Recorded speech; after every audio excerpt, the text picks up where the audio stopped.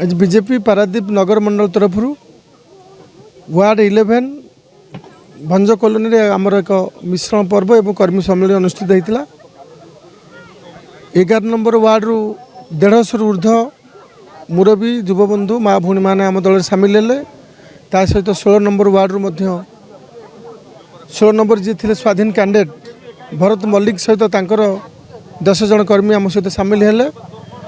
2 number 10 number भी किसी युवबंधु मान सामिल हेले एतु प्रमाणित होची माननीय यशस्वी प्रधानमंत्री मोदी जी ऊपर जो आस्था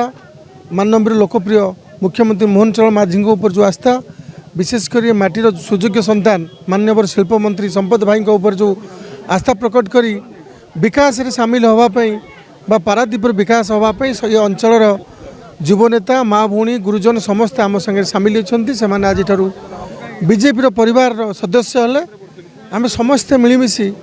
केमती पारादीप विकास सहित आमर वर्तमान राज्य और केंद्र डबल इंजिन सरकार चलती केमती म्युनिसिपालिटी आमर सरकार ट्रिपल इंजिन करूँ समस्ते आज समस्त प्रकाश कले और समस्त से दिगरे कम करने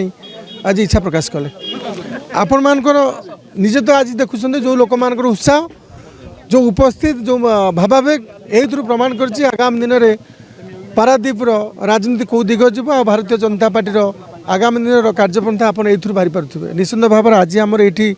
11 नंबर वार्ड कलु आगामी दिन में पुणी 3-4 जोन रे बड़ बड़ मिश्रण पर्व हम बहुत गुरुजन माँ भूणी बुद्धिजीवी मान अपेक्षार अच्छा बीजेपी मिसवाई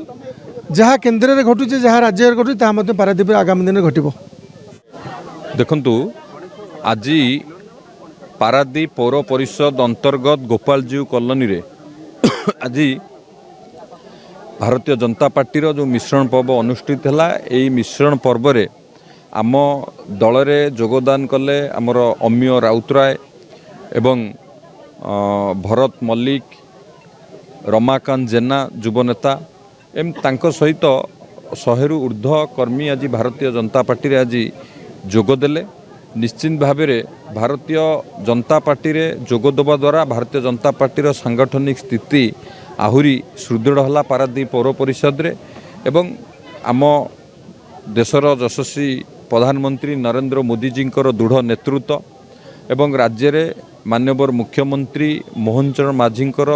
जो जन कल्याणकारी योजना एवं आम ओडिशा प्रदेश यशस्वी सभापति मनमोहन सामलकर सांगठनिक दक्षता उपर भरोसा करी आज से माने विधिवत भाव भारतीय जनता पार्टी रे योगदान कले निश्चित भाव में सेमानकर योगदान द्वारा पारादीप पौर परिषद रे भारतीय जनता पार्टी तार स्थिति की आहुरी सुदृढ़ करिपारिछि एवं आगामी दिन में किभली भाव में ये मिश्रण पर्व जे केवल आम राजनैतिक मिश्रण पर्व ता नुहे किभली भाव में जो जन कल्याणकारी योजना होउछि सरकार योजना लोक मानक पाखे पहुँचेबा लोक मानकर आवश्यकता को पूरा करवा अंचलर आवश्यकता को पूरा करिबारे ये निश्चित भाव में सहायक हब एवं आम दल मध्य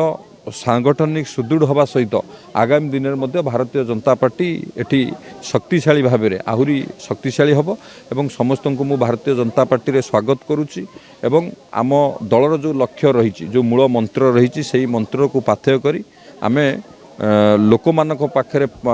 योजना को पहुँचेबा लोक मानक काम करवा लोक मानक सम्मान दबा एवं लोक मानकर अंचलर विकास लोक मानकर विकास करने प्रतिश्रुतिबद्ध होइकि आमे समस्ते काम करिवु।